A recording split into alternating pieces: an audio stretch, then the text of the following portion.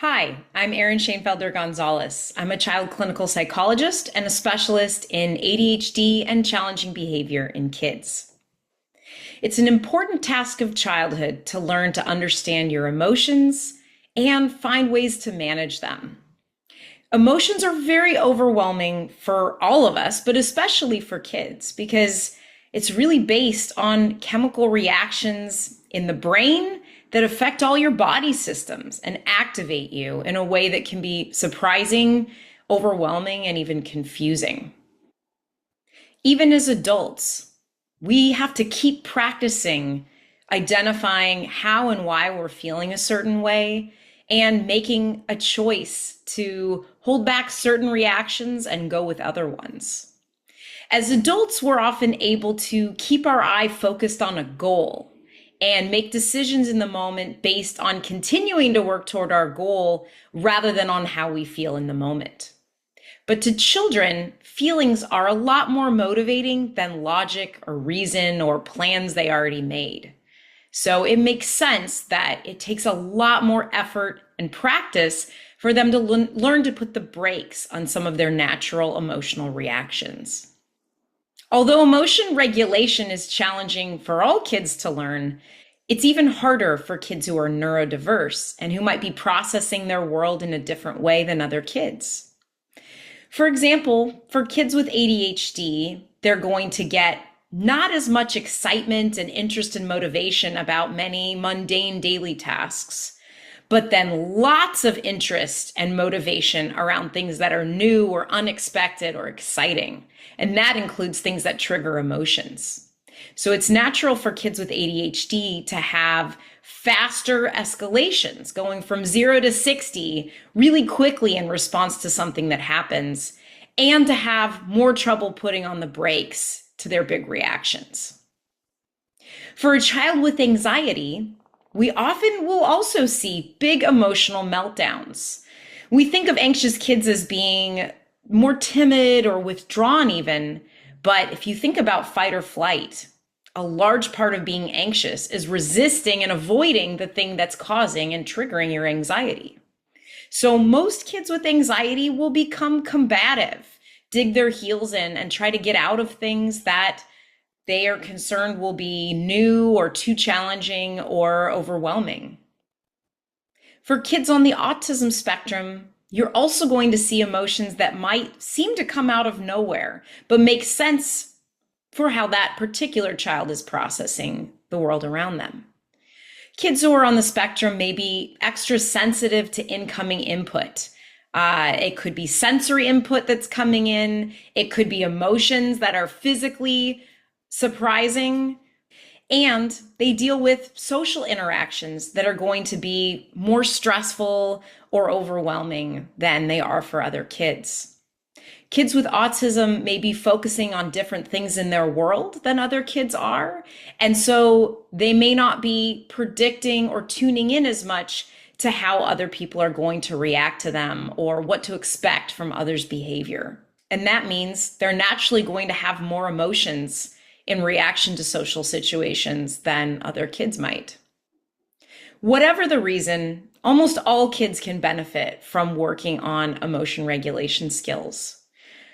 But it's not very realistic to hope that our kids will just watch a video or learn about a skill and then use it independently.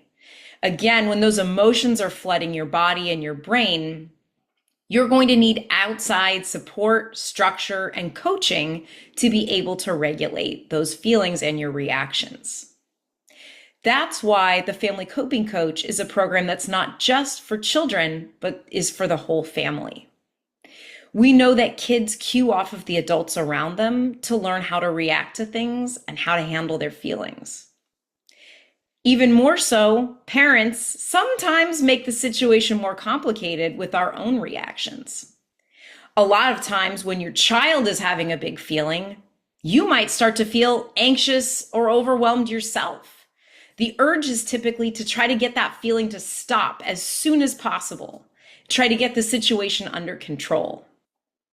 But that can lead us to choose parenting strategies that end up backfiring or feeling ineffective in the moment, rather than having a clear plan that we follow through with. For example, we might try to insist that our child calm down, or try to convince them that they shouldn't be upset about something, or the situation isn't as they're seeing it.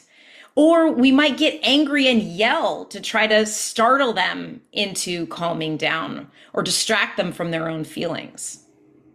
In the end, kids don't learn emotion regulation from these parenting approaches. So instead of viewing an emotional moment as a crisis, we can view that moment as an opportunity to help our child learn something new. But just like your child, parents become overwhelmed in the moment too, and it's hard to remember what you read about or what you learned or how you wanted to react.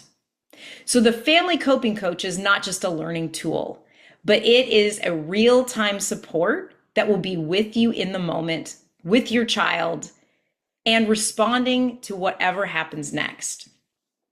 So the family coping coach is going to learn about your child's triggers so it can help you anticipate situations that could be tough and try to set them up in advance for success. Family coping coach is also going to learn which behaviors your child typically goes to when they're getting triggered so that you can have a game plan in place for how you'll respond. But very importantly, family coping coach is going to learn about you as a parent as well. It's going to learn about your triggers and what are the things that your child does that hit those buttons for you, or maybe even trigger things from your own upbringing or past that fuel a large reaction for you. It will also tap into our automatic thoughts and judgments about our child and the situation, and the urges that lead us to respond impulsively and ineffectively. And then the family coping coach will walk you through how to use your best skills and your child's best skills in real time as a meltdown is happening. Over time, it will learn that certain strategies are going to work better for you and your child than others, and coach you faster to use those tools. For example, for some kids, when they're upset, they respond really well to being soothed by their parent. So having a calm conversation, getting hugs, being physically close with their parent.